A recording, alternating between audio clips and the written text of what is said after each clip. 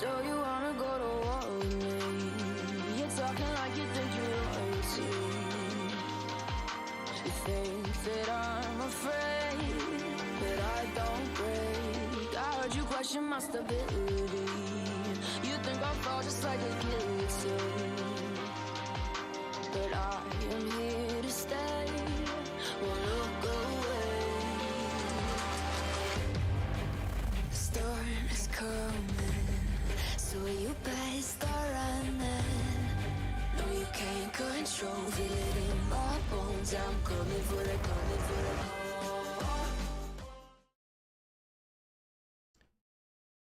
All right, guys, welcome. Having a little bit of camera difficulties. That was the delay. I don't know if I'll get the camera working on this live stream or not, but it doesn't even really matter because we're here to listen in about 10 minutes to our good friends Adam Aaron and Sean Goodman talk about the Q2 earnings. The Q2 earnings that dropped unexpectedly, unexpectedly in pre-market. I woke up 6:30 a.m. this morning, and as soon as I was awake, boom, there it was. I was like, holy shit, we were not expecting this. But obviously we traded throughout the day. AMC closed at 509, APE at 173. After hours were at 505 and 175 based on the earnings. Total revenue grew by 15% to 1.347 billion. I will go through these and compare to my spreadsheet in a later video. I wanted to hear the executives talk first, so we'll get that out of the way, and then I'll do a quick 5 or 10 minute thoughts video after the market closes today, and maybe a live stream, maybe a bonus live stream tonight too. But anyways, by my calculations, we captured about 28% of the domestic box office, and I had a very optimistic forecast that we would stay in line with capturing 31% like we had been the past couple quarters, but that did not happen. We dropped down to 28%. So that is why my total revenue is off by 100 million. 1.347 billion though. We know that now that gets us a profit. Net income, that means the money we made was $8.6 million. And that translated to 1 penny in earnings per share.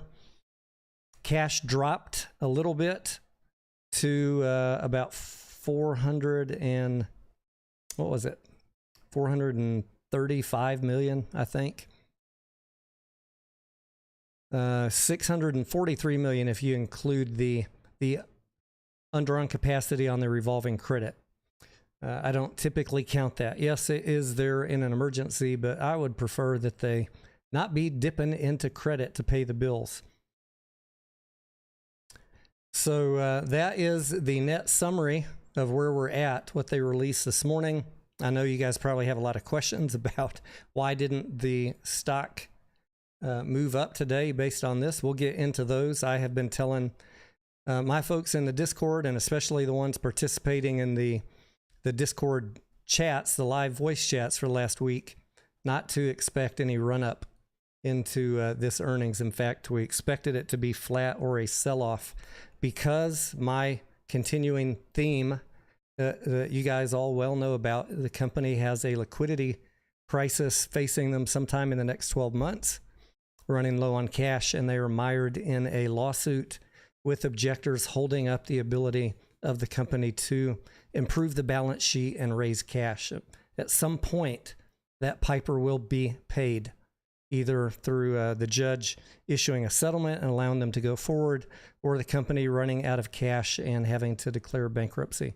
Or, I guess, a third option, dilute billions of more apes and sell billions of more votes to institutions for pennies on the dollar. That, I guess, is a third option. What a lot of people that just throw that option offhand out don't realize is that dilutes all of us. All shareholders get diluted, including AMC. All of your votes get watered down by selling those cheap ape shares. So not really an option I'd like to entertain, but it is an option. All right. Dan, good afternoon. Justin, Kathy, Super Steven, Steve Bernhardt, good afternoon. Doc Zeno, good afternoon. Anya, welcome.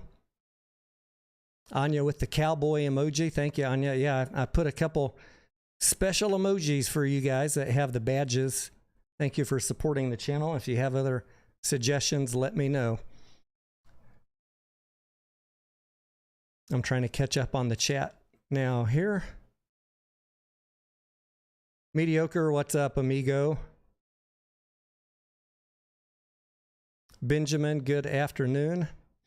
Big Ad says, is Zern approving tonight? I don't know. I have the opinion page open. I'm going to put a link to it in the chat for you guys so that you can be checking, hitting that refresh button just like we've been doing every day when the market closes. That is the link to the opinion page where if she drops an opinion, it will be posted. Just refresh to your heart's content. We usually are checking it for about 30 minutes every day nonstop after the market closes. I have the webcast up here on a different screen ready to go. We have about 7 minutes left to go on that.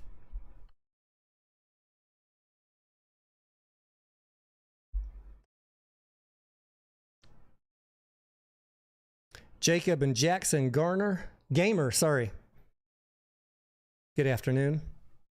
Let's see if we got the sound effects working, Gorilla Gardener. All right, they're working on the computer. I need to switch them to my headset.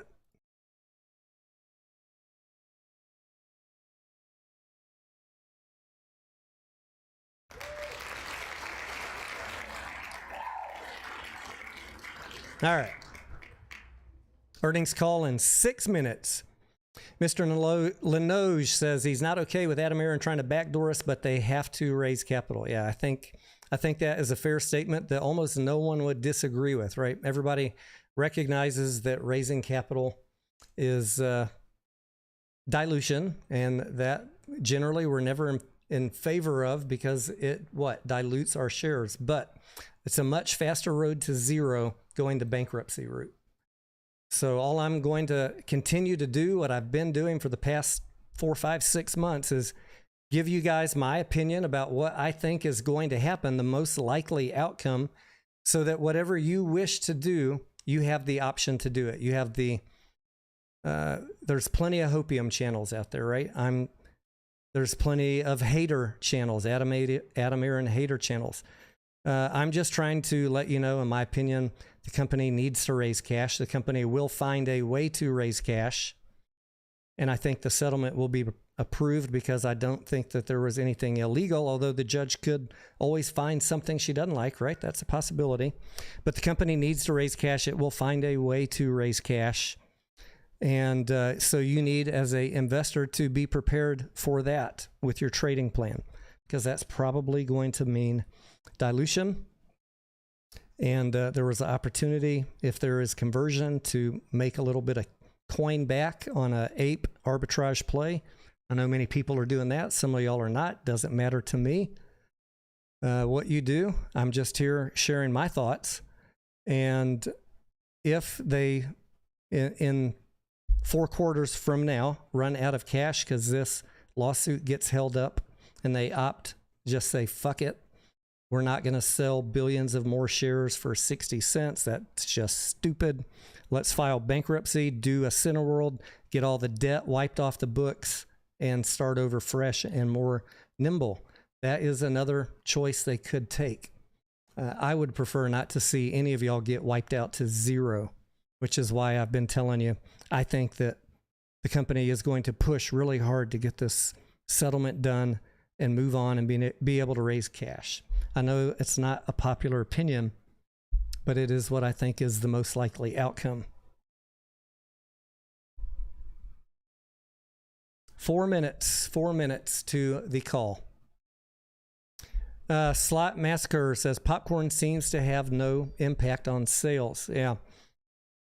We talked about that many times here. I've been very upfront with you guys that I was not including popcorn in any of my forecasts, and I did not believe any of the wild speculative high forecasts for popcorn or credit cards that you see out there in hopium land. I'm much more fact-based, and I don't like giving you guys hopium that I can't back up with numbers. So we have no idea. We literally have no idea how many units they sold. So making a guess on popcorn is an impossible task. I'd prefer just to see if Adam says anything about it today on this conference call we're about to listen into. I looked through the 10Q briefly this morning. Man, I had a busy day here, so I have not had time to read through all of the 10Q in detail. I read through it this morning, looking at the tables and the numbers and looking for certain things, but I didn't spot anything. Nothing jumped out at me on popcorn. Someone said less than 3 million slot massacre. Did you find something out there that said we earned 3 million on popcorn?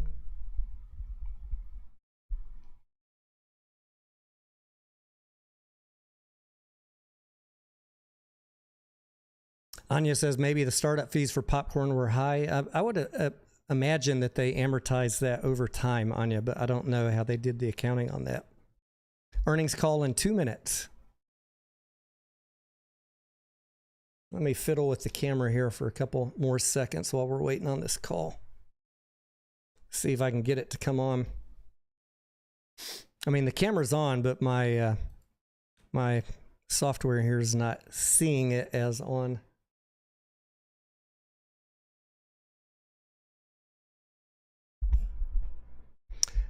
Cash in 813 says, asking, can they do a buyback with the millions and help the shareholders?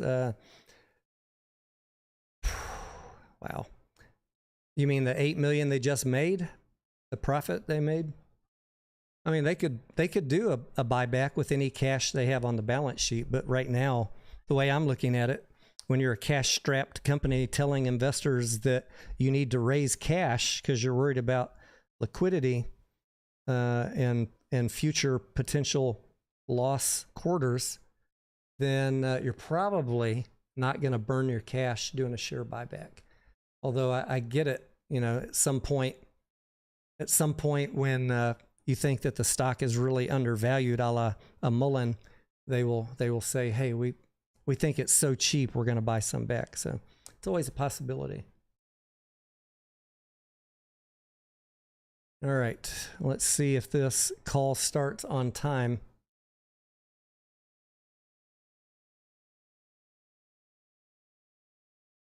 One thing I noticed on food and beverage when I punched in my percentages, food and beverage on the income was $30 million higher than it normally would be in terms of percentage. AMC in the footnotes of the 10Q said that they attributed that to people spending more money on concessions. They didn't even call out and say that extra 30 million was due to retail popcorn. Very strange.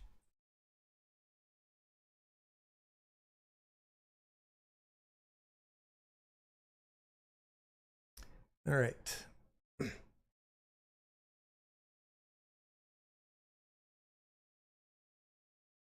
The Entertainment second quarter 2023 earnings conference call.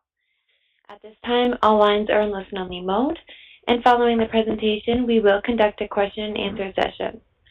If at any time during this call you require immediate assistance, please press *0 for the operator. This call is being recorded on Tuesday, August 8th, 2023.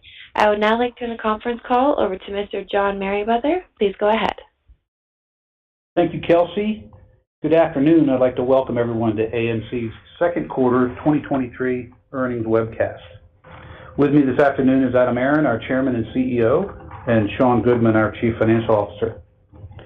Before I turn the webcast over to Adam, let me remind everyone that some of the comments made by management during this webcast may contain forward-looking statements that are based on management's current expectations.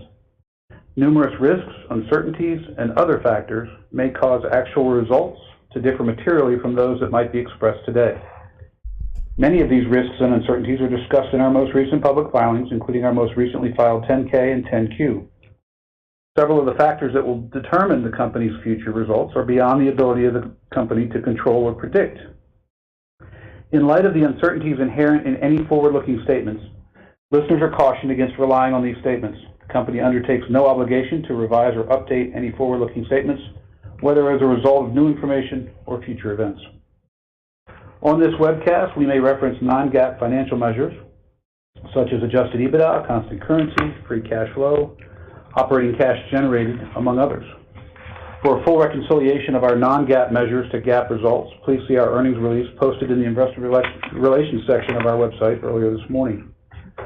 After our prepared remarks, there will be a question and answer session. This afternoon's webcast is being recorded and a replay will be available in the Investor Relations section of our website at amctheaters.com later today. With that, I'll turn the call over to Adam. Thank you, John. Good afternoon, everyone, and thank you for joining us today. When I think of our second quarter 2023 results and our start to the third quarter, I want to share this with all of you. In plain English, AMC blew it out of the water in the second quarter of 2023, and I might add that the third quarter of 2023 is starting out to be roaring hot too. Around here, the metaphors we often use to describe our circumstances involve famous movie quotes. Our recent results in Q2 and so far in Q3 of 2023 bring to my mind Bruce Willis as Lieutenant John McClane in the Die Hard movies when he would say, "Yippee-ki-yay."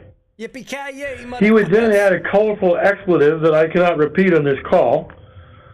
I think the closest I can get to it would be "Yippee-ki-yay, mother ducker." So yeah, that's the second quarter of 2023. Without being too dramatic, the stakes are high, and we're surrounded by some uncertainties and risk, but it's certainly encouraging for us all to take a moment this afternoon and celebrate our immensely positive results in the most recently completed quarter. AMC's results in Q2 2023 were well ahead of last year's second quarter and well ahead of the market's expectations. Indeed, AMC exceeded consensus market expectations across the board, generating post-pandemic records for revenue, adjusted EBITDA, net income, and earnings per share. We now have posted 3 consecutive quarters of positive adjusted EBITDA, and this quarter, for the first time since Q2 of 2019, that's 4 years ago, we generated positive earnings per share, yet another milestone in our path towards ongoing recovery. While we still have much work ahead of us on this front, AMC's glide path to eventual recovery continued with significant pace in the second quarter of 2023 as our results set new records and represent AMC's strongest second quarter in 4 full years. Following an impressive start to the year in the first quarter of 2023, the second quarter yet again showed great progress. AMC saw more than a 12% growth in attendance, more than a 15% growth in total revenue, and a 71% increase in adjusted EBITDA compared to the second quarter of 2022 last year. Indeed, adjusted EBITDA in the second quarter of 2023 was $182.5 million, the highest such quarterly figure for AMC since the fourth quarter of 2019. Our ongoing progress is obvious and ever so encouraging. combining AMC's commitment to innovation with a notable increase in both the number and the quality of movie titles from our studio partners, movie theaters are once again captivating audiences and driving an audience and attendance back to theaters in general, and especially at AMC, we're driving audiences and attendance back to AMC theaters. Our theaters across the globe welcomed more than 66 million guests in the second quarter of 2023, up 12.2% over the prior year's Q2, and it was our highest quarterly attendance number also since the fourth quarter of 2019. Let's use the second quarter domestic industry box office as a proxy for the size and the improving health of our industry overall. Looking at domestic industry box office for the second quarter, ticket sales grew by nearly 15% compared to the same quarter last year, benefiting from 6 movies that grossed more than $100 million each. Anchored by Super Mario Brothers and franchises such as Guardians of the Galaxy, Spider-Man, Fast and Furious, Transformers, and The Little Mermaid, these titles provided compelling movie-going experiences.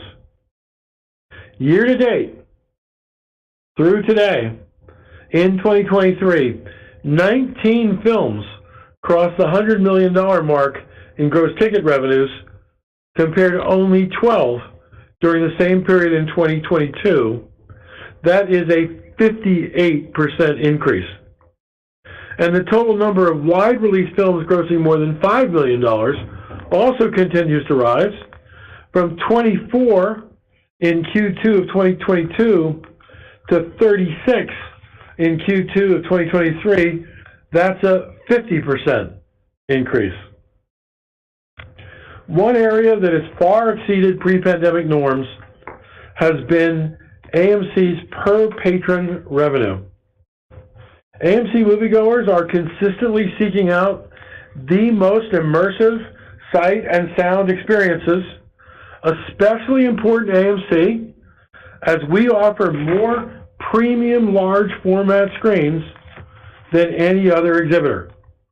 You know what premium large format screens are: IMAX, Dolby Cinema, and our various house brands, including Private AMC and iSense in Europe, among others. Demonstrating how significant these premium large format screens are to AMC's success, the so-called PLFs represent only 5.3% of our total screens globally, but an astounding 19% of our second quarter ticket revenues. AMC's imaginative offerings at our concession stands and in our dine-in theaters also helped AMC to generate in the second quarter for food and beverage revenues per patron. Come on, Adam, spit it out. $7.36 a head. That is within 1 penny of our all-time high watermark for food and beverage spending per patron. Considering the enormous operating margins in our food and beverage business, this is contributing meaningfully to AMC's improving profitability. But to me, perhaps the most surprising second quarter statistic of them all is this one. Because of our determined and sustained pandemic-era cost reduction efforts, along with ticket pricing initiatives and soaring food and beverage revenues, comparing Q2 2023 to Q2 of 2019, 4 years ago pre-pandemic, AMC's overall profit per patron, after the cost of goods sold, improved by an impressive 40% in the United States and 22% internationally in constant currency. Put those together, that's a 36% total global increase in our profitability per patron in constant currency. And if the Q2 domestic industry box office wasn't enough to lift our spirits and bolster our path to recovery, the month of July, the first month in Q3, was the highest grossing month for AMC in 12 years. And it was the second highest grossing box office month ever in our 103-year history.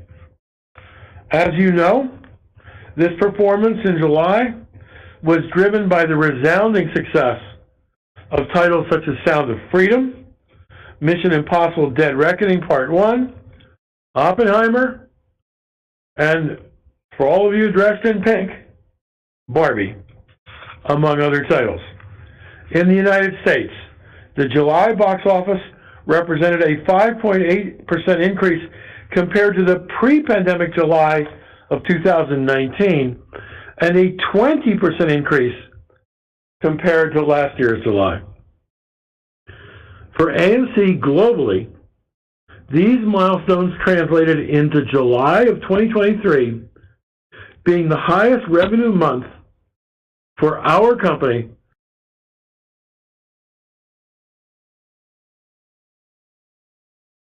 What did I do?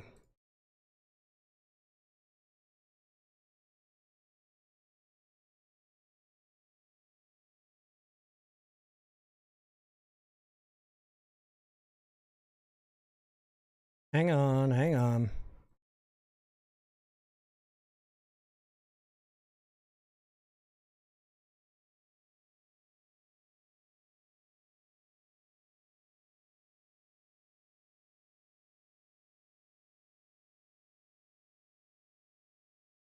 Am I the only one that had a problem?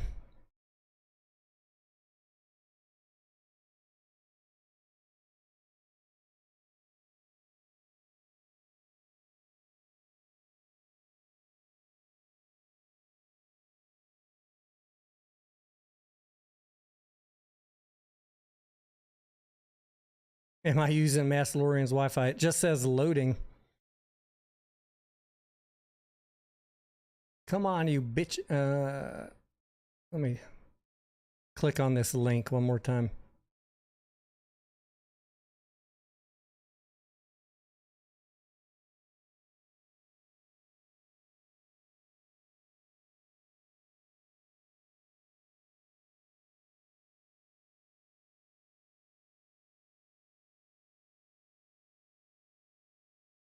It's on my end. Okay.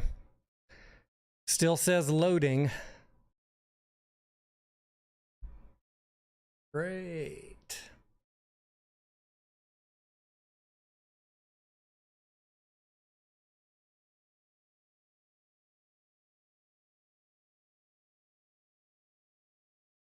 Hannah Versa says loading on your end too. Okay.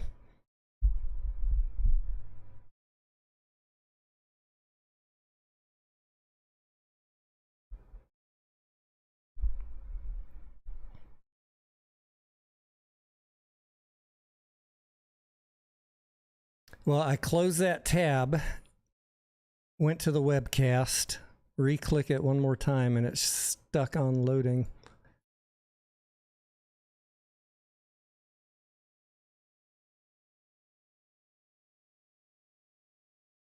I'm going to try a different browser real quick.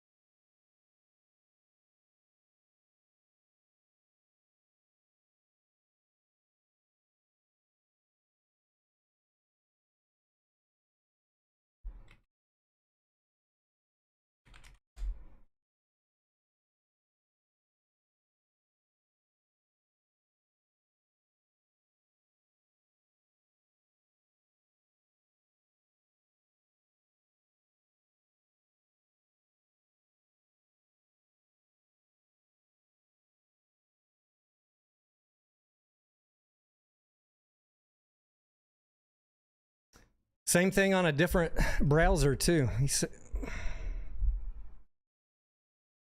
Some of y'all I see are having problems. Other people saying Massed Investor still has it running.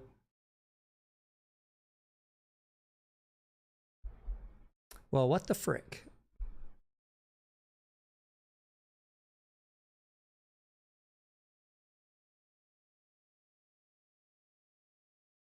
Go to someone else's page. Oh wait, hang on.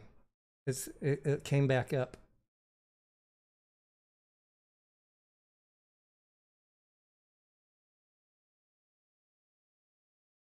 To my sign-in page.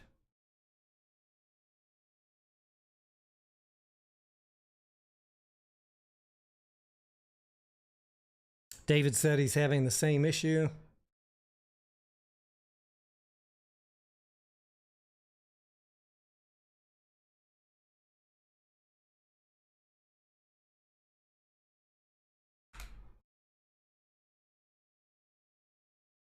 Let me go hijack it from someone else's stream while I'm waiting on mine to reload. Have been working tirelessly for AMC to recover from the depths of the pandemic, it is yet another milestone by 19.8% compared to Q2 of 2022. This was driven by an attendance increase of 15%, admissions revenue per patron increase of 2.2%, and food and beverage revenue per patron increase of 9.2% to a record all-time high of $8.22, surpassing the previous record that was set just last quarter, and an amount that is 47.3% above pre-pandemic Q2 2019. In the international business, on a constant currency basis, total revenue increased by approximately 1% compared to Q2 of 2022. This was driven by an attendance increase of 4.6%, admissions revenue per patron decrease of 1%, and food and beverage revenue per patron increase of 6.5%. International food and beverage revenue per patron for the quarter was 34.5% above pre-pandemic Q2 of 2019. It's worth noting in the international business that during the quarter we saw a 27.6% decline in other revenue. This decline is associated with relatively high levels of gift card and package ticket expirations, and also relatively high theater rental income, all in the prior year period, and associated with the impact of the COVID-19 pandemic on our business. As the industry box office continued on its recovery trajectory, our revenue growth in the quarter was enhanced as guests responded favorably to our targeted marketing campaigns and increasingly adopted our industry-leading app. In addition, our creative food and beverage options, such as movie-themed cocktails and unique collectible items, encourage frequent visits to the concession stands, all contributing to both revenue growth and our overall profitability of the business. Furthermore, visually stunning and action-packed films inspired audiences to experience our premium large format offerings. Premium large format revenue, including 3D, represented 30.1% of domestic admissions revenue in Q2 of 23, compared to 26.7% in the second quarter of 2022. And in our international markets, premium format revenue represented 16.3% of admissions revenue compared to 15.7% in the second quarter of 2022. Moving to the balance sheet. We ended the quarter with liquidity of $643 million, comprised of $435 million of cash and cash equivalents and $208 million of undrawn credit facilities. Operating cash generated, this is a non-GAAP measure representing cash from operating activities after deducting capital expenditures and before both debt servicing costs and deferred rent payback, was a positive number of $100 million for the quarter. This is almost double the operating cash generated in Q2 of 2022. Our top two capital allocation priorities remain: one, liquidity, and two, strengthening the balance sheet. During the second quarter, we continued to make progress in this regard. We raised $34.2 million of gross equity capital. We repurchased $42 million of debt at an average discount of 34%, and we repaid $27.1 million of deferred rent. The deferred rent balance at the end of the second quarter was $96.5 million, and we plan to reduce this balance by another approximately $40 million by the end of this year. So this year to date, we've raised $189 million of gross equity capital. We've lowered the principal value of our debt by $245 million through debt repurchases or exchanges of debt for equity, and we have repaid $61 million of deferred rent. Adding that all up, we've reduced our liabilities by $306 million thus far in 2023, and a total of $689 million since the beginning of 2022. In addition, we began the third quarter of 2023 with a purchase of yet another $24 million of debt during the month of July at a discount of approximately 28%.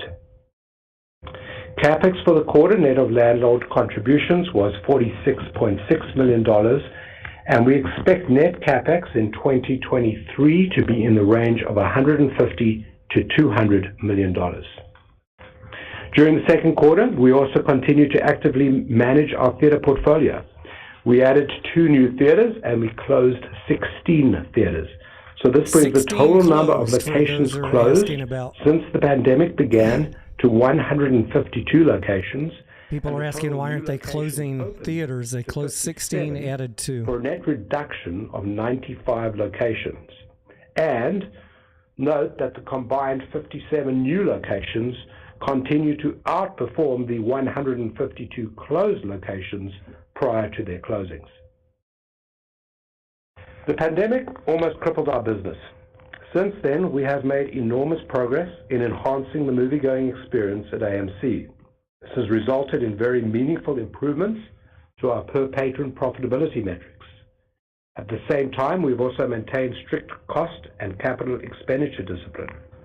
And because of our actions and a rapidly recovering industry box office, our revenue and our adjusted EBITDA have shown strong growth. And we have also been very active in the capital markets. We've taken opportunities to strengthen our balance sheet and to prepare AMC for a bright future. With the post-pandemic record-breaking second quarter behind us, our recovery to date is clear. However, we're not yet ready to declare victory. The box office remains around 16% below pre-pandemic levels, and there's some downside risk with the ongoing screenwriters and actors strikes. And with our fixed cost structure and relatively high debt servicing costs, these are exacerbated by interest rate increases over the last 17 months, we continue to burn cash on the bottom line. Based on what we know today, we're optimistic about the remainder of the year, and we believe that the 2023 box office could exceed 2022 by more than 20%. However, if the strikes are prolonged, or if our ability to access the capital markets is constrained, then our ongoing recovery glide path and our ability to continue to take the necessary actions to strengthen our balance sheet and to ensure a full and sustained recovery may be in jeopardy. And now I'll hand the webcast back over to Adam. Thank you, Sean. I'd like to give you all a brief update on 7 specific items related to some of our thinking, as well as our exciting ongoing initiatives and our current plans. First, on liquidity. We've made many public statements throughout this year and again in recent weeks that AMC has skillfully charted our way through turbulent waters at a time when several of our most important competitors failed, and that we watch our liquidity position very closely. We've made it clear that our strategy first is to survive and then to thrive. Of course, we are heartened by the fact that we had $643 million of liquidity at the end of the second quarter of 2023. But some who follow us closely nonetheless underestimate the potential for cash burn in the seasonally weaker winter months. This is especially true given the uncertainties of the writers' and actors' strike, since no one knows when they will end. We intend to make sure Hey, Dana. that AMC does not run out of cash by continuing to seek the flexibility to raise fresh capital on the best possible terms. Our highest obligation to stakeholders is to avoid the pitfalls that sank others in our industry into financial ruin. Second, on balance sheet management. In the second quarter, we methodically raised $34 million of equity and retired $42 million of debt. Sean, in his remarks, gave a lot of other statistics, various time frames of how much equity we raised and how much debt we retired. I am particularly intrigued by this statistic, which you haven't heard yet on the call. Since the creation of the APE preferred equity units in August of 2022, about a year ago, AMC raised $418 million of equity and retired $548 million of debt, including deferred rent. Needless to say, this is very helpful as we contemplate our current liquidity profile. Third, on so-called PLF screens, premium large format screens. As I mentioned earlier, a PLF screen grosses about 4 times a regular non-PLF screen. So it's kind of obvious that we're happy that we have more PLF screens than any other movie theater company in the world.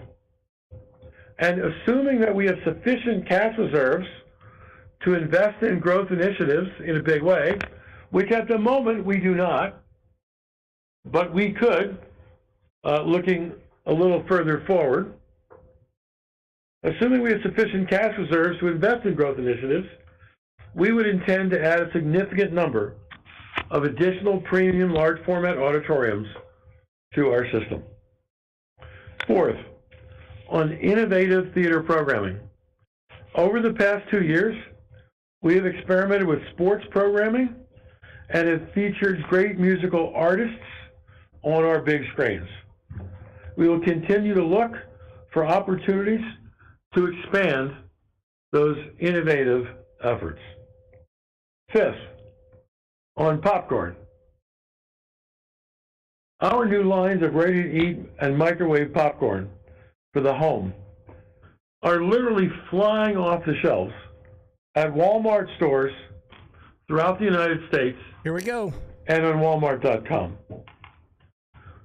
They were launched in March and April of 2023, and we would describe sales as being brisk and pleasantly ahead of our expectations. So much so that we are now looking seriously to expand into other grocery chains and other retail outlets. Once we get to a full national rollout in multiple channels, which could take a while to be fair, but based on the early results so far, I would not at all be surprised if this turns out to ramp up, perhaps becoming up to $100 million per annum revenue source for AMC Entertainment. 100 million per year Next, revenue. That's way lower than what people were thinking. Premium gourmet candy. And he didn't say gross Our or net. popcorn line has been so successful that we are now confident that we should keep going in the area of food. So much so that I expect that later this year or early next, AMC will definitely introduce a private label line of various AMC Theaters branded premium gourmet chocolate candies and gummies.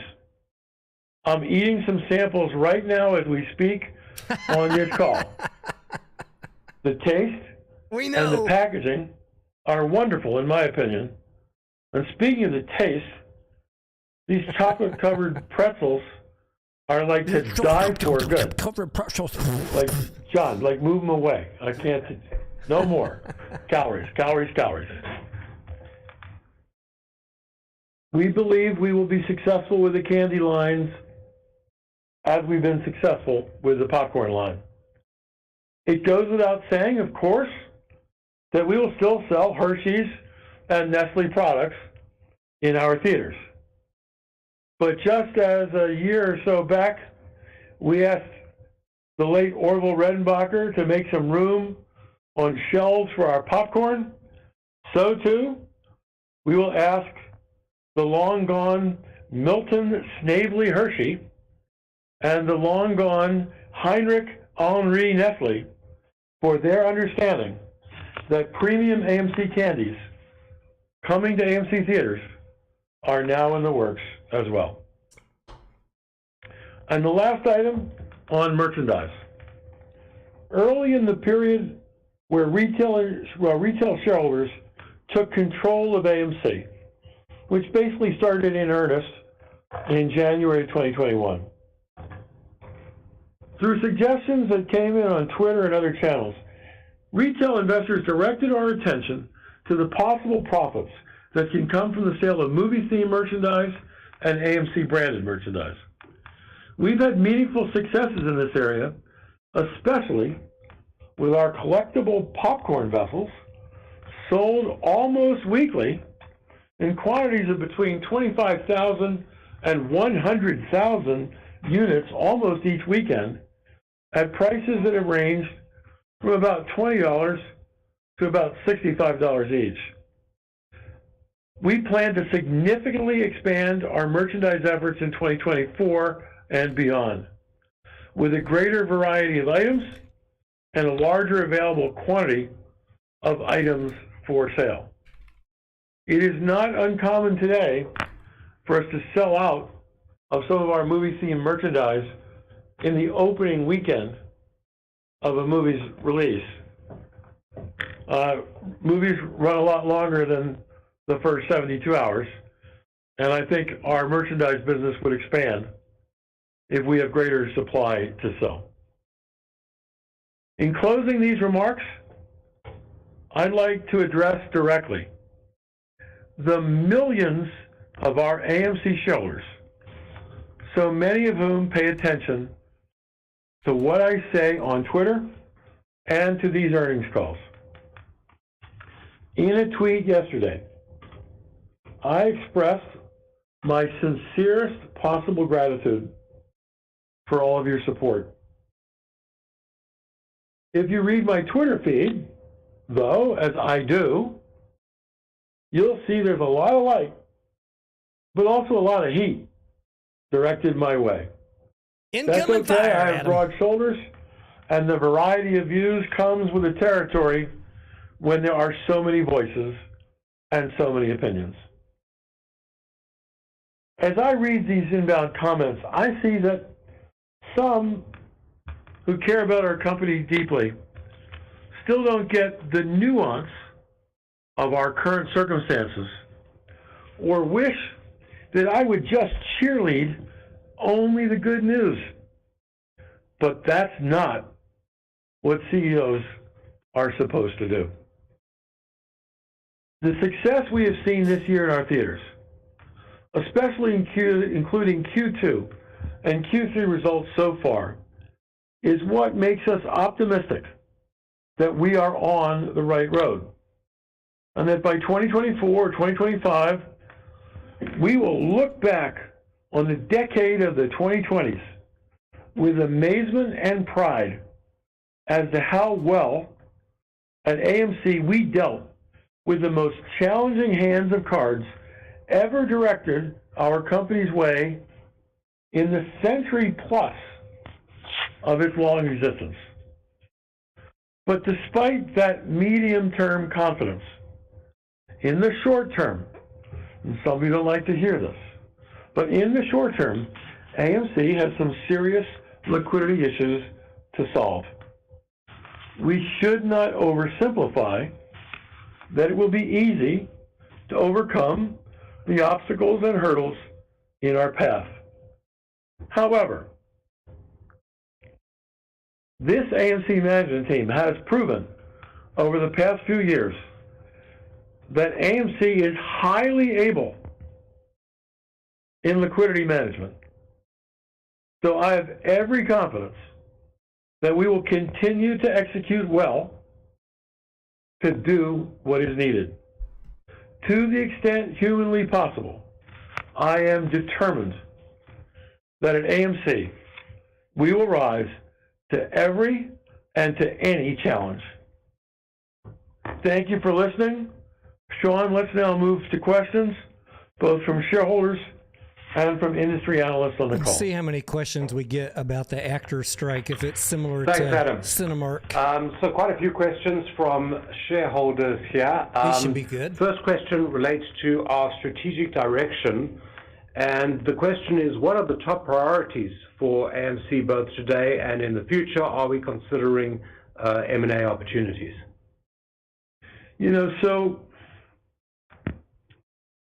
some of you have asked me on Twitter, like, why are we still talking about COVID? And that's because in the movie theater industry, the industry-wide box office, which is the basic size of our industry, is still below 2019 levels. And that's a lingering problem because if you look at the box office, 2017, 2018, 2019, this industry was sized for about an $11.5 billion box office. And in 2020, it was $2 billion. 2021, it was $4.5 billion. 2022 is $7.5 billion. This year, I hope it hits $9.5 billion. Might hit more, might hit less. We won't really know till the end of the year. Could be a lot more than 2022. But we're still down below pre-pandemic norms. And I remember when we shut our theaters in March of 2020, and people were predicting we'd be back to normal at 4 to 6 weeks. Our theaters were shut for 5.5 months. Some of our theaters were shut for almost a year. And the box office fell by more than 80% that year. And it still was, way below pre-pandemic levels. Even now, 3 full years later. So we've had to adjust our strategy because the movie theater industry has come back slowly. And so our strategy has become survive, then thrive. We have had to take the steps to make sure this company survives. And not all companies in our industry can say that. Other companies with big brand names, both big chains that you would recognize and small chains that had a cult following in some markets in Texas and California, they went bankrupt. And a lot of their theaters didn't reopen. So first we have to survive. And as I said, we like the results in April, May, June, July, and August of this year are fabulous. So I think we're going to start to move from the survive phase to the thrive phase. To make sure we get there, and you've been hearing me say this as a broken record for 2 years now, but especially in the last year, we must be able to raise capital if we need to. Because the dumbest thing we could ever do as a company is run out of cash. And other companies in this industry have run out of cash. And some of the armchair quarterbacks on Twitter who give me advice every day, if I followed their suggestions, we would have run out of cash a long time ago. Or if I follow their suggestions now, we'll run out of cash soon. So the most important thing as part of the strategic direction of this company, is make sure that we have ample cash reserves to outlast the aftermath of the pandemic. Because I've already said, you know, in 2024, 2025, it's going to look pretty bright. But if we were to run out of cash before we get to 2024 or 2025, that would be a disaster. And that's a disaster that I simply will do everything in my power to make sure that this company avoids. So when we talk about strategic direction, I think that we've got to make sure that we put this company in a position to be able to raise capital. That's what the shareholder vote on March 14 was all about. Next, as we have sufficient cash to survive to the glory days of 2024 or 2025, there are a lot of things that we can do with that cash. Because right now, Sean said we've taken our CapEx spending down to $150 to $200 million a year. 3 or 4 years ago, we were investing $500 million of CapEx a year in our business. Right now, it's prudent to husband cash, to save cash, so that we don't run dry. But there will be a time that we have much more cash reserves than we have currently, either because we will generate it from operations or because we'll raise it. And then the question is, what do you do with that cash? And here's my list. First, we need to spend some money to affect what I'll call deferred maintenance on some of our theaters. Air conditioners? We pulled our CapEx spending way down during the COVID-impacted years. And we've seen examples of leaking roofs and breaking air conditioners and boilers that provide heat in the winter that are towards the end of their life cycle, and they're just breaking. They need to be repaired. We have thousands of our screens where the movie projectors are getting towards the end of their useful life. And we are going to need to invest capital to replace those projectors. The good news of that, however, is we've already made the decision that when we replace these projectors, we're putting in laser projectors, and laser lighting is it's a much brighter, sharper picture on the screen, and it's quite an environmentally friendly initiative too. Next, there are growth initiatives within our theaters. I've already mentioned on this call premium large format screens. In the state of New York, until just recently, like in the past 12 months, it was illegal for movie theaters, most movie theaters, to sell alcohol. The New York legislature recently changed that law, but that means that we have a whole bunch of theaters where we probably should build full alcoholic bars into our theaters. Yeah. One of the things I'm interested in is Adam. putting more variety of food items into our concession stands, which might, because our food and beverage sales are at a record high, that might require, putting in $10,000 to $20,000 of equipment in a concession stand.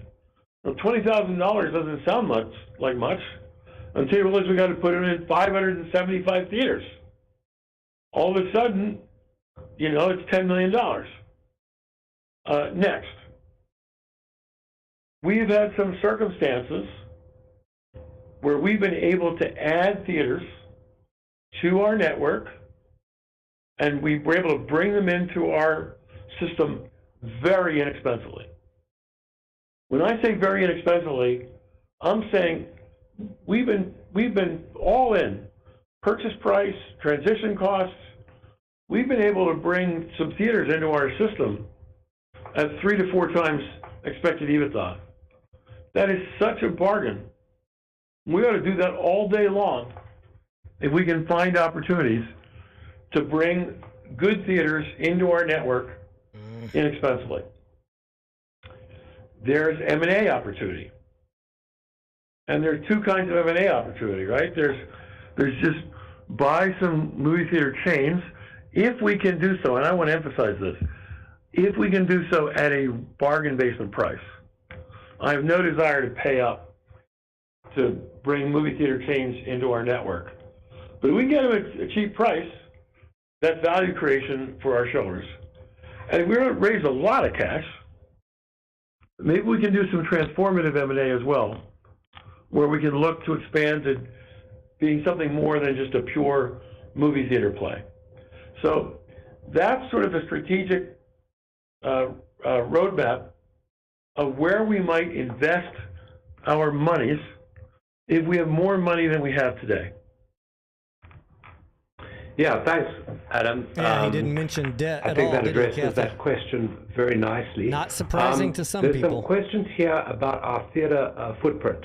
So, what are the expansion opportunities of that footprint, both U.S. and internationally? And what are the opportunities to continue to close theaters, underperforming theaters, and improve our overall our profitability? And also, how does premium large format fit into those plans? So on the theater footprint, you know, we've managed this like maniacally over the last 3.5 years. You gave the stats in earlier that we opened 50-something theaters, we closed 150-something theaters. We didn't open any of the 50 lightly, we didn't close any of the 150 lightly.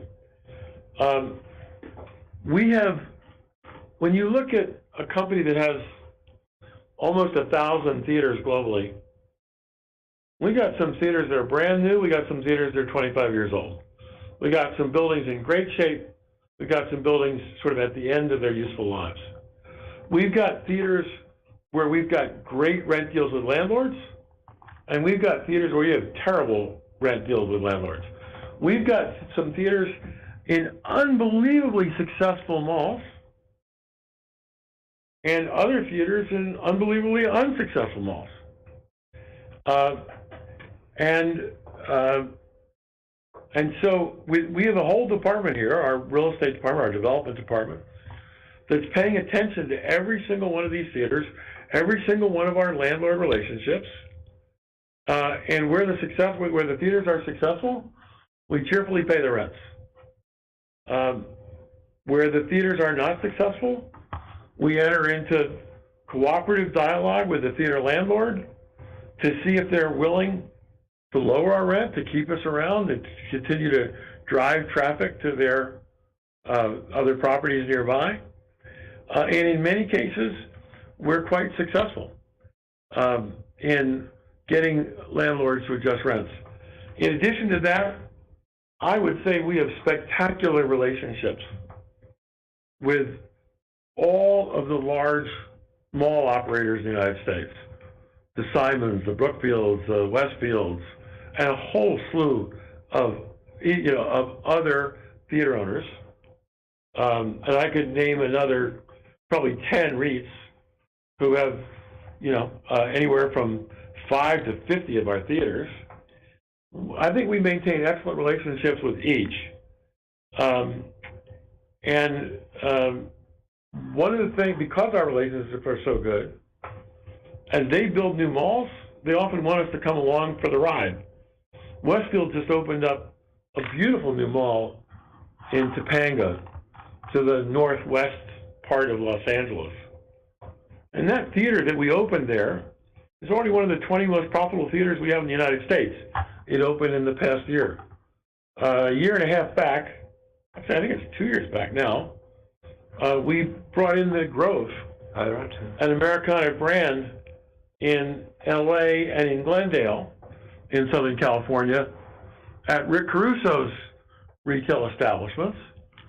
The Grove is now the third most profitable theater in the entire United States for AMC. So that's an example of a theater that we brought into the network just in the past 2 years. And we continue to talk to landlords all over the place that we're ready, willing, and able to bring theaters into our system if we can do so on good economic terms. And as an example of that, literally just in the last 2 weeks, we brought a theater into our system in Reading, Pennsylvania. It's not exactly as big a market as downtown Los Angeles.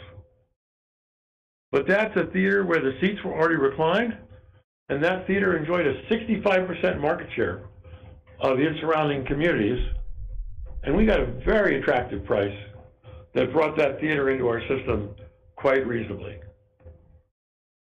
So we are continuing to look at pruning our system downwards, where we have underperforming theaters and can't renegotiate rents. We're looking to keep our theater network the same size it is today by renegotiating rents. And we're looking to grow our theater network as our theater landlords want to take us where they go. And then, of course, I mentioned there's always M&A opportunity as well, but there's nothing immediately on the horizon to report on that front. Thanks, Adam. Let's talk a little bit about food and beverage. There are quite a few questions about that because it's been enormously successful for us post-pandemic. Question here about plans to potentially expand the menu offering at theaters, or plans to open restaurants at a theater, or take food orders directly from the seats. So, look, this is something near and dear to my heart. I'm an eater. If any of you have seen me sideways, you know, I'm not the slimmest guy around, although I weigh a lot less than I did 20 years ago. And yeah, and no more chocolate-covered pretzels. Or the chocolate-covered almonds are pretty good. But anyway, I think AMC was leading the way before the pandemic in having the biggest variety at our concession stands. Remember, we introduced something called feature fare all across the system here in the United States, where we made a lot of progress and variety. We put in as a brand standard for all AMC theaters in the United States, Coke Freestyle machines. I counted more than 140 flavors come out of those Coke Freestyle machines.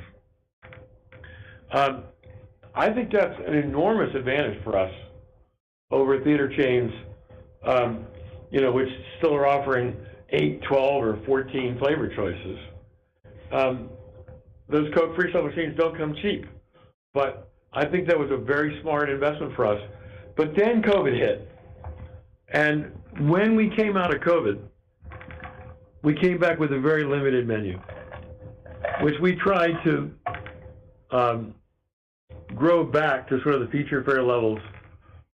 But then came supply chain. I keep on hearing shortages. them pass almonds to each other. And then across came the table. labor shortages. And all of a sudden, some of our more complicated items were difficult for our staff at the concession stands to execute, which then would slow down delivery, which would lengthen lines at the concession stand. And you're always trying to balance variety of items against speed of purchase in a concession stand, because no one wants to wait in a long line. I don't blame them for that. And I'd say where we are today is we're back up to about 80% of the feature fare variety at the height of where we were in 2018. And in talking with our food and beverage department, they'd like to see our variety of items expand up to feature fare levels, you know, within 12 months of today. Put some keto items on the menu, please, Adam. That was Adam. about variety of menu items. About a ribeye. But when you look at the success of our food and beverage effort, remember, let's use United States numbers. Pre-pandemic in 2019, we were doing $5 a head in per patron food and beverage spending. In the United States, we're doing over $8 of food and beverage spending today per head. That is a staggering increase when you realize that if you take out only cost of goods sold, so this isn't the labor at the concession stand and not the capital cost, the equipment and stuff, but just like the cost of the syrup and the cost of the corn and the cost of the hot dogs and the rolls and the nachos and all this stuff, the candy that we sell. Like, we have more than an 80% margin in our food and beverage business. And for our food and beverage business to be up as much as it is, 736 was the number globally in the second quarter. This is a staggering success for us. So I really want to compliment our F&B department, led by a guy named Hank Green. We're just hitting that out of the park in F&B spending. And that's what's driving such a big increase in per patron profitability for AMC. Remember the stat I gave, our per patron profitability, this isn't just food and beverage, this is total per patron profitability. It's a combination of expense reductions, ticket price initiatives, food and beverage success. Our profit per patron is up 40% in the United States. It's up 22% internationally. These are stunning numbers.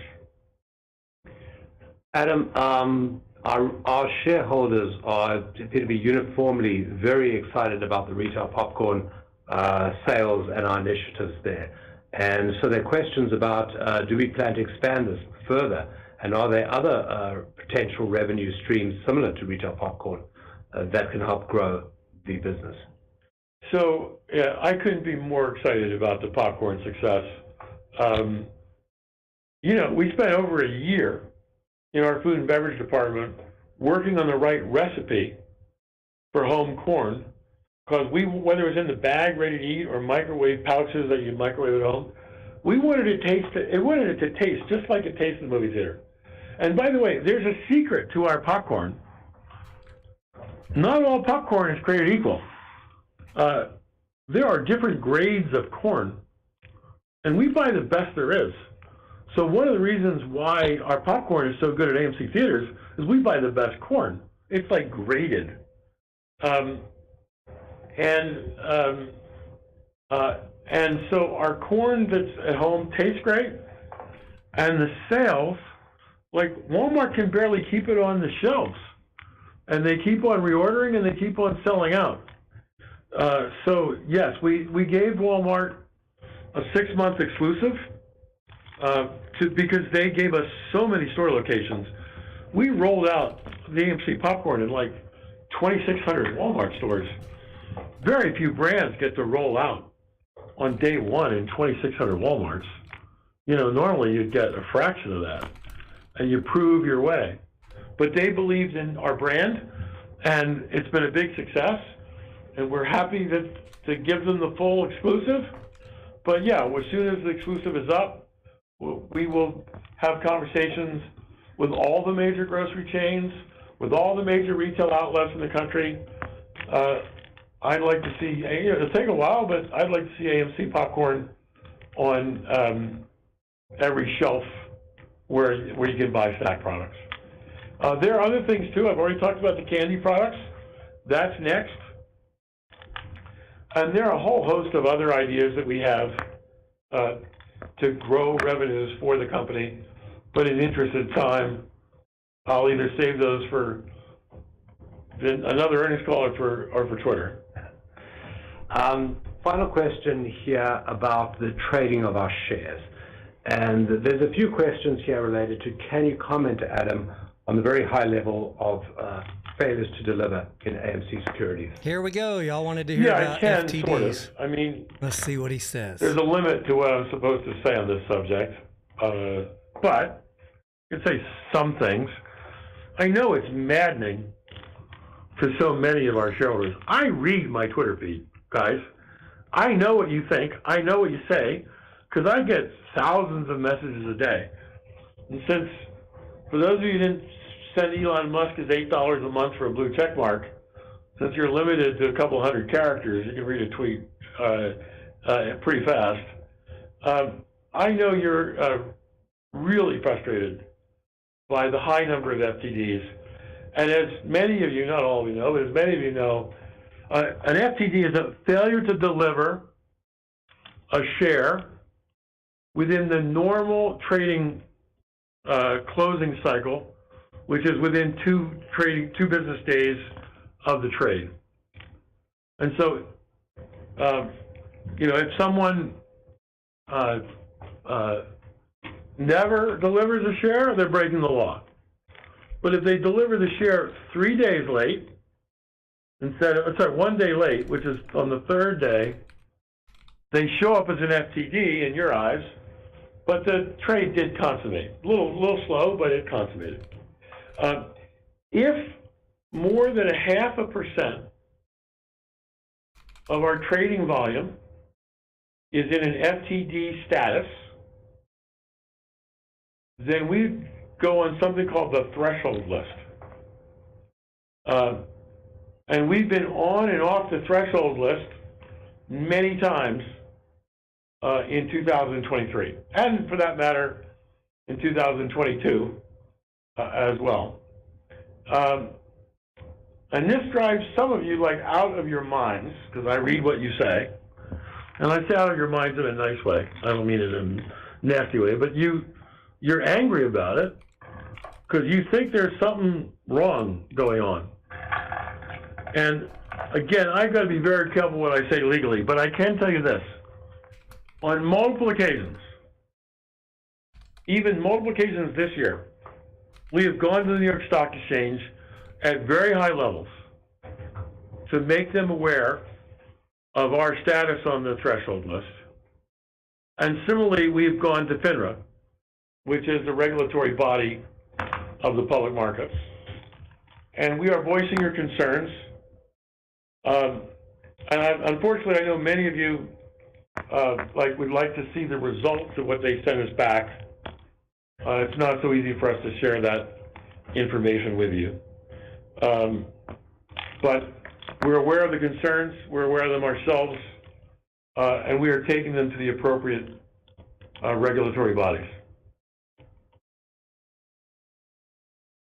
Kelsey, that's going to do it for the prepared for the prepared questions from the internet. Can you give the instructions for Q&A, please?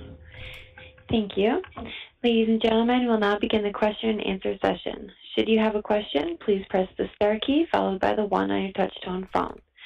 You will hear a 3-tone prompt acknowledging your request, and your questions will be pulled in the order that they are received. Should you wish to decline from the polling process, please press the star followed by the 2. And if you are using a speakerphone, please lift the handset before pressing any keys. One moment, please, for your first question.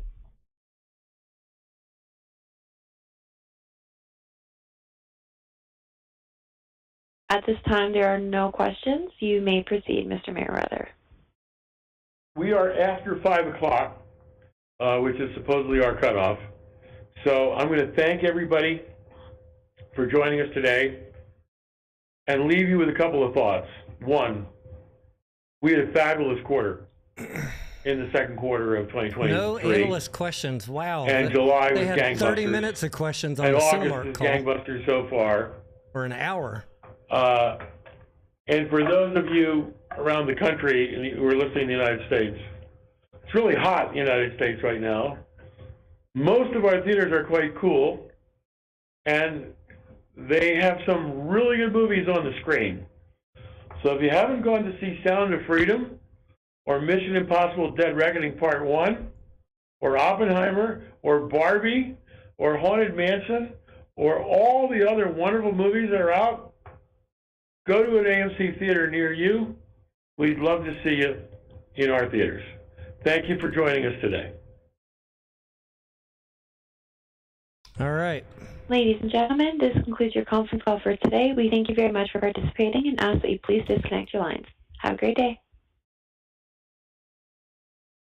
I wish I had the camera on, but for those of you that came in late, I'm having some camera difficulties. So we'll do and ask that you please disconnect we'll your do lines. a live stream Have a later great day. tonight where I will have the camera on. I didn't want to keep trying to reboot my system because I was already a minute late into this live stream. Sometimes I gotta reboot the PC a few times. Anywho, to recap a couple things, I know if you are a regular listener of this channel or in our Discord, nothing that happened today is unexpected, including the price being flat to down.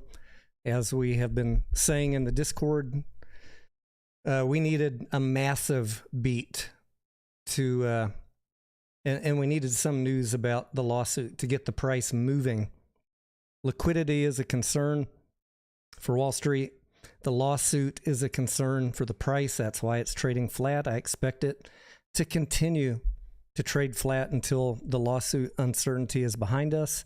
I know for all of you that tune in regularly to the what I call the Clickbaiter or the Hopium channels, that is not what you want to hear.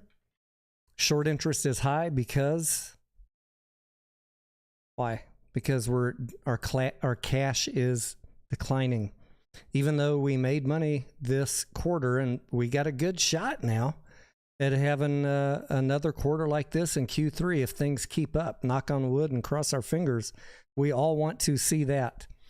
But even on a profitable quarter like this, operationally, the company still lost cash off the balance sheet. We're down to $435 million on cash. I think we were at $495 in the last quarter. So I want you, feel free to check in here from time to time. If you like the Hopium and the Clickbait channels, I'm always going to keep it real for you here and tell you why things are happening, why there's a $2 price target from analysts, why nobody institutionally is bidding this stock price up, why shorts are suppressing the price. It's because the company has no access to cash and because of the lawsuit. And I don't care what anyone else says. I don't care how much you guys hate me for saying that. Those are the facts, at least as I see them. And I know that I'm not alone because I talk to literally hundreds of you every single day in Discord comments, Twitter, etc. There's a lot of you that have evolved, #evolve, and understand that we're not in 2021 anymore. We're not in a massively bullish market with low interest rates. We're in 2023 with inflation, rising interest rates, a debt market that's not willing to give this company new debt, although they probably would be willing to pay some of it off if Adam had cash, maybe even on very favorable terms. But then even again today, we didn't hear him even mention paying off debt. And we've talked about that on and off. Like, is he going to pay off the debt if he raised a bunch of money? I didn't hear him say that today. Although I expect if, he would address some of it. Our main expectation on this channel is he will refinance it and push it out because conserving cash until they're profitable is the main priority. Debt service is small, even though, yes, it's just shy of $1 million a day. You'd have to spend $2.5 billion to drop the debt service $40 million. That's a big spend for a small payoff. So I don't know that, debt reduction is going to be his primary goal. Like, I know you guys want him to pay off $5 billion in debt. I would love to see that too, but they have to be judicious in how they spend the cash. And if they have cash on the balance sheet, they fix the balance sheet and fix the working capital, they can renegotiate debt on more favorable terms and push it out. The industry needs to be over 11 billion. You heard him say that for this company to be profitable every quarter. We're going to end this year probably somewhere around 9.5 billion. So there will probably be some more negative quarters this year. I'm going to, again, knock on wood and hope that Q3 is not one of those. But if this lawsuit keeps dragging out, you're going to see that 435 million become next quarter 370 million, then 330 million, then 290 million. And you need to be paying attention to that. I don't care what any clickbaiters are telling you. There is a very real risk of bankruptcy as the cash gets depleted. So the lawsuit needs to be addressed, or the company needs to find some other way to fix the balance sheet. That is this, without a miracle catalyst, I don't expect any relief from the shorts in this stock until we can address the balance sheet.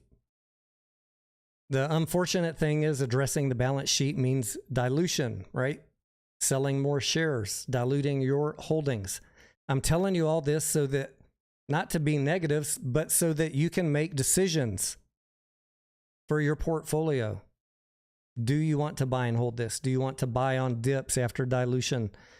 Do you just want to stay where you're at? Do you want to sell? I don't care what you do. I'm here to tell you my view on where things are at and what is going to happen. and I understand it is very different than the clickbait hopium channels. We're trying to keep it as fucking real as we can here. They are cutting costs. Operating costs were down 10% this quarter compared to last quarter by my rough calculations, and we'll go over that on a separate video. Looks like they cut, let me pull this spreadsheet up here. Operating costs were down from last quarter. They were 40%. They were only 30% this quarter. They are doing the work to cut costs, but as you heard Adam say, yeah, that in the tracking that I've been doing, 30.5% operating expense as a percentage of revenue is the lowest that I see here. The lowest before that was 34%. So they are working to cut costs, but maintenance is getting behind. So that you can't just cut costs forever. They closed 16 theaters.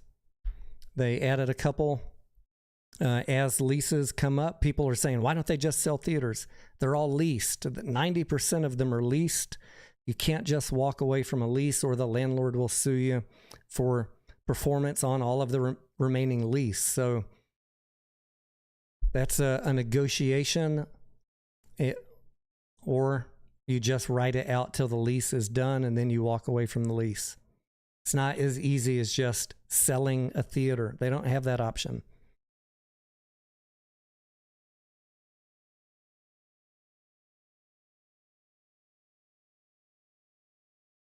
Robert B says Cinemark wiped out debt. Cineworld, let's try and make sure we get these right. Cineworld, Regal went bankrupt, wiped out their debt, wiped out shareholders. In Chapter 11, everyone got wiped out. It's now privately owned by the lenders. The bondholders got the company. That is a potential outcome in a year for AMC if the lawsuit is not approved by Judge Zern, the settlement, and the company has the ability to raise cash. Bankruptcy is a potential outcome. I think it's a low probability outcome, so I'm not trying to be doom and gloom. I do still think the settlement will eventually be resolved, or they will find some way to raise cash. But if that means dilution, I hope you're hearing me. You need to be thinking about, what does this mean for my investment in this company? You are invested, like many retail plays, in a company that has a long history of negative earnings, and as they're communicating to us, potentially a few more ahead until the industry recovers. So what you do, how patient you are, how willing you are to write it out, no one's going to judge you on that. Just use your common sense. Step away from the clickbait. Step away from people who have no ability to read a balance sheet. They're just talking about, in my opinion, da-da-da-da-da-da. They never one time talk to you about finances. I don't believe it's going bankrupt. Okay, show us your evidence. Walk us through your read of the working capital. I'm showing it to you right here on the screen. Current assets, $700 million. Current liabilities, $1.5 billion. That is negative $800 million working capital, negative $800 million that they have to pay the bills that are due in the next 12 months. This is a bankrupt bank balance sheet by any CPA, any finance guy. There's going to be zero argument on that. The people that you're listening to that are telling you there's no bankruptcy risk are looking at Q2. I'm sorry, but one quarter does not fix the next 12 months. We need every quarter to be profitable. We need every quarter, when you go down to the cash flow statement, not to show a negative. We need to see cash increasing. Last 6 months, we burned $196 million in cash. All of the clickbaiters need to start focusing on this stuff. I get it. You all want to squeeze, and squeezes happen if a catalyst drops. I'm not saying that's not possible, but I'm not going to spend the next year talking about AMC other than focusing on this, because nobody else is doing it, and you guys deserve at least one channel that is bullish on AMC, that likes movies, that goes to movies every week like I do that wants to see this company not go bankrupt, not see everybody get wiped out. You deserve one channel that can explain to you why things are happening the way they're happening. Whether we like it or not is another question. No one likes it. But that is the situation.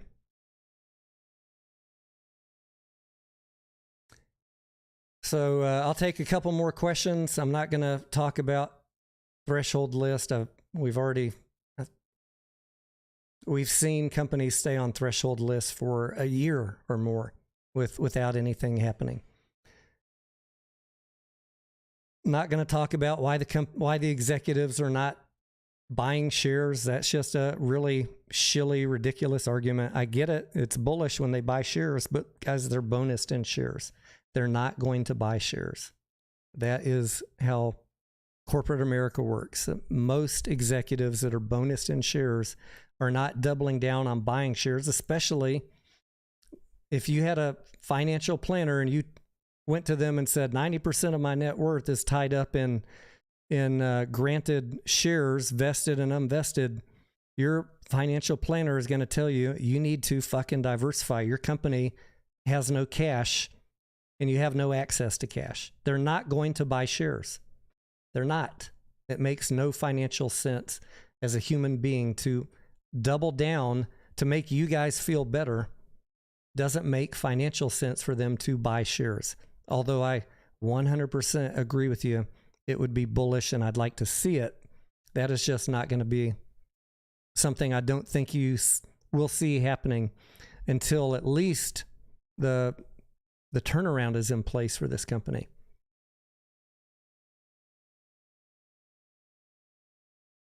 What was one of the other main comments? Buying shares, Hycroft. Why didn't he sell Hycroft? I mean, they're down 50% on their investment in Hycroft. We had a little bit of what's the word? We had a little bit of PR from Diane Garrett today saying that they might start mining again maybe in 6 months, but they still need to build a milling plant. I think, Hycroft won't be profitable for a couple of years. And if they don't go bankrupt, if Hycroft doesn't go bankrupt in 4 years, maybe AMC can see a return on that $28 million they spent. That's what I'm giving them. If Hycroft goes bankrupt, then I will call Adam Aaron out as a horrible investor wasting our money on that. Until then, we need to give Hycroft time to develop and see if it becomes profitable. I sure hope it does. They're sitting on a top of a lot of gold and silver if they can figure out a affordable way to get it out of the ground. That's going to take maybe more patience than most of y'all have. That's okay. That's your outlook on it. I understand your outlook. It was never a get rich quick investment. He said from day one, 5 to 6 years. If you were listening, and I know a lot of y'all got caught up in the clickbait hopium dealers on YouTube and Twitter that told you Hycroft was going to the moon. That's not ever a story that we told here. It's going to require some patience. So I'm not going to entertain anybody throwing mud up against the wall about Hycroft. That it's either going to be bankrupt or it's going to be wait 4 or 5 years. H. Williams says, compare us. I guess you're saying Cinemark and AMC. That is a good video topic maybe for tomorrow. I'd be happy to do that. I did give a couple thoughts on Cinemark at the end of their conference call that I streamed the other day. The biggest advantage Cinemark has is they're half our size, half the size of AMC. So they have much less fixed cost. They can be profitable on a lower domestic box office, if that makes sense to you guys. When you have 10,000 screens, you need a lot more box office than if you have 5,000 screens. AMC's a slow-moving ship. Cinemark is a little bit more nimble. They can be profitable faster.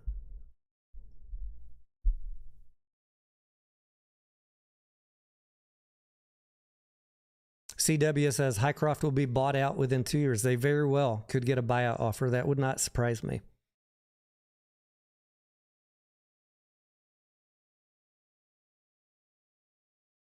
Other questions? Other questions?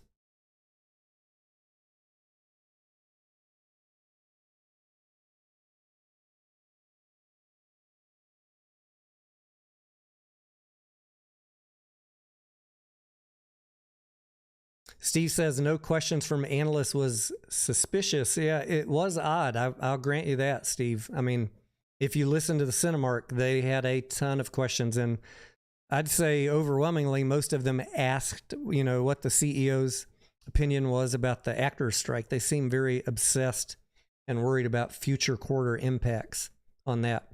To wrap up here, while you guys are getting any final questions in, if you want to know my opinion, why the price didn't move, why we've been saying in the Discord for a week, don't expect anything today, because I don't expect this stock to move, period, while the lawsuit is hanging over us. The company is cash strapped. Shorts will happily short it. They love seeing this fighting going on. They love to see the objections and the company having no access to cash. There's no reason to be fearful as a short when the company that you're shorting has a liquidity problem. It's a short's dream. So I don't buy into all the hopium bullshit about short squeeze imminent. They'll just keep on shorting it until that is resolved.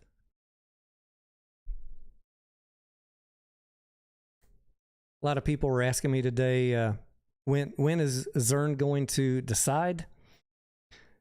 Adam Aaron and the attorneys didn't give her a hard date of when they needed a decision by, so now I'm guessing she's going to take her sweet ass time, and she has until the end of September, 90 days from the end of the hearing.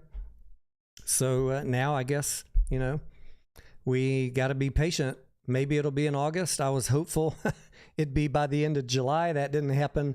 Now I'm wishing that it'll be by the end of August, but I can't even say with certainty now that it'll be that fast. She knows people are going to appeal it. She's got other things that she's looking at as far as this case being precedent setting.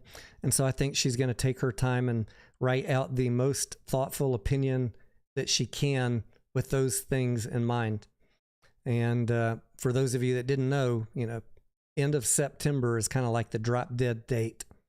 So I will be still with everybody that's in the Discord on daily end of market watch like we always do. Watching the opinion page. I'll drop that one more time in the chat for you. For those of you that don't have this bookmarked, this is where you can go every day to see if Zern dropped anything as far as an opinion. You will know by the price moving faster than you can refresh this page that something happened. But once you see the price moving, go to this page, click on it. You'll have probably a 60-page opinion. Scroll down to the last page and then read as fast as you can. Read.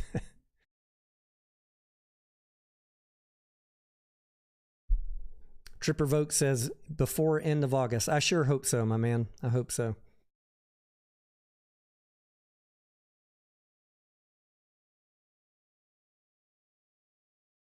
Dog Mom says, I can't even think of a catalyst for AMC. Yeah, it's been interesting to watch all the catalyst ideas over the last couple of years, Dog Mom. I've only ever talked about one, and that is what I call the unknown catalyst. We've steadfastly on this channel not clickbaited y'all with catalyst after catalyst. I'm not going to name off the infinite list.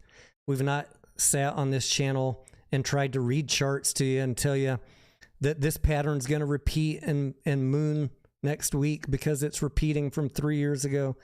That's all bullshit right now, trying to TA this thing. It is pinned because of the lawsuit, and I don't expect that to change unless an unknown catalyst, something that no one is expecting, no one is talking about, drops into the market or into this stock. something literally that the shorts were not expecting, that is so bullish that massive FOMO and buying happens. Until then, you're just seeing most buyers sit on the sidelines. And even if buyers come in, the shorts attack it because of this balance sheet right here.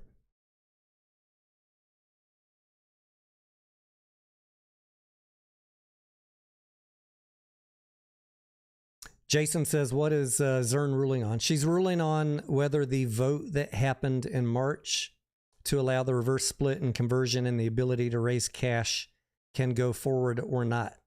Until that is decided, this company has no access to cash, and we're likely to see this top line that I have highlighted here, 435 million. It was 495 3 months ago. You're going to see that number get lower and lower and lower, and the shorts smile get bigger and bigger and bigger.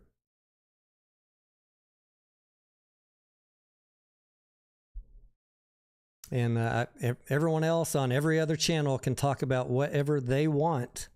This is the only thing I'm focused on right now.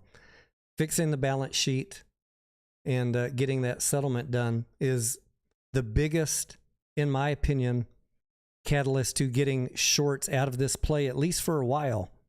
But then, yes, you have to worry about dilution. So it's a catch-22. There's no great answers for us as investors in this stock. I wish I had a better story to tell you. Pray for an unknown catalyst. But I'm not going to make the future of this channel sitting here daily talking about hope and prayer. There's plenty of other channels to do that.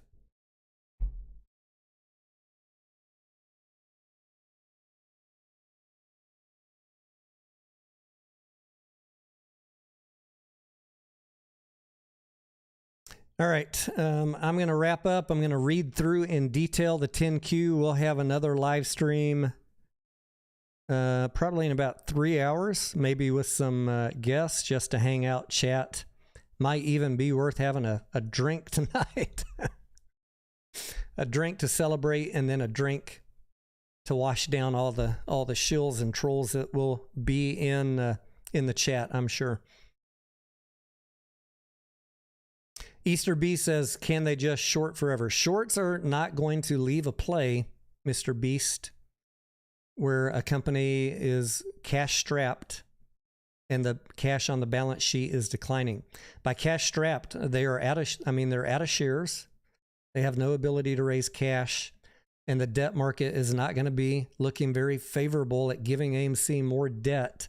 They'll refinance the debt, but they're not going to be looking super favorably at giving AMC more debt to put cash on the balance sheet with the situation that we're in. But you never know. I mean, maybe that could be an unknown catalyst, right? Adam Aaron says, well, we just took on $2 billion more in debt to get $2 billion on the balance sheet. Would you guys like that? Would you like to see $2 billion more in debt on the balance sheet? I particularly would not.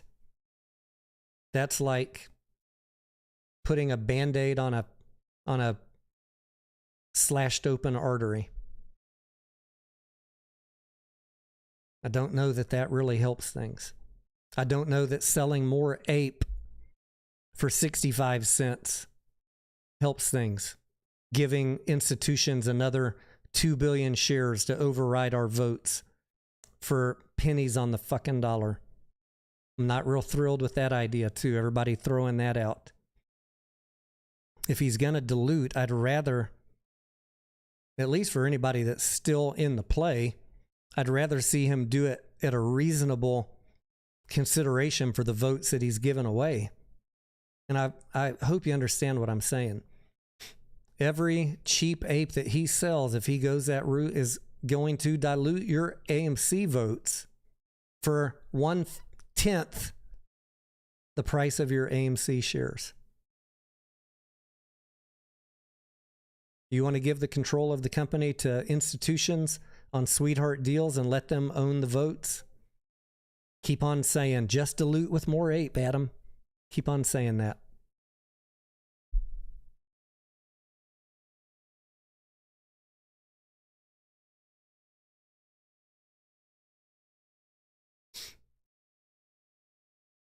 Maddie says bankruptcy is a lie. Matt, I'm assuming you've never opened a balance sheet in the last 3 years of this company. I'm assuming negative 800 billion in working capital is probably Greek to you. I'm assuming you don't know how Wall Street or institutional investors analyze a play. I'm assuming since you don't understand any of that stuff, you can't explain why nobody's buying this stock. Until this is fixed, you got a broken balance sheet. That is the investment we're in. There's no sugarcoating it. And the people that are sugarcoating it are selling you hope. They're selling you a dream. I get it. Hope and a dream. It's a great idea. It's not a great strategy. Hopes and dreams happen sometimes. I'm not going to sit here for the next year talking about hopes and dreams. There's other channels for that. I'll be the channel that focuses on the balance sheet, the income statement, what the company is telling you they're going to do, so that if you care to listen, and I always say, listen to what they say and look at the filings and the financials. That is much better to have some expectation of what is going to happen than a bunch of clickbaiters on YouTube. Because while they're focusing on hopes and dreams, I'm going to be focusing on what the company is saying, what the financials say. And I'll take all the hate that gets me. That's not being a shill. Nobody pays me. I'm fucking reading you SEC filed documents audited by independent third-party auditors. And if someone wants to come at me for reading you financial statements, bring it on. That's literally the most legitimate thing you can do in any play, is understand the 10 Qs. And for anyone ignoring those and selling a hope and a dream, those are the people that the SEC will come after. Those are the people that ultimately will be held accountable when they are not correct. Again, everything shared here is my opinion only, my reading of the 10 Qs, the 10 Ks, the filings, the judges' letters, the motions filed by the people that oppose the settlement. Nobody pays me. I don't earn my living from YouTube. You can go on Social Blade. I think I made $500 off of ads last month. If I wanted to get paid off of YouTube, I'd be like all the clickbaiters, dropping exactly what you want to hear 10 times a day. It's a very easy recipe to follow. I don't care to be a sellout for clicks. I don't care to be a sellout for views, and I don't care to lie to you 10 times a day like these other guys do. I actually have integrity. Anyways, we'll see you back in about 3 hours. See what we can find else positive. The most positive thing I can say is we beat the negative Nelly analysts that were saying negative 4 cents. We posted fucking profit. We beat them by 5 cents. I wish we would have beat them by 12, but that was not to be. I'll break down the 10Q in an upcoming video, and the difference between what they posted and what I had forecast as a best case top end scenario, and what changed from last quarter to this quarter. I'll break that down in an upcoming video. Stay sane, be good to each other, and pray for a quick decision from Morgan T. Zern. Love you guys. We'll see ya in just a bit.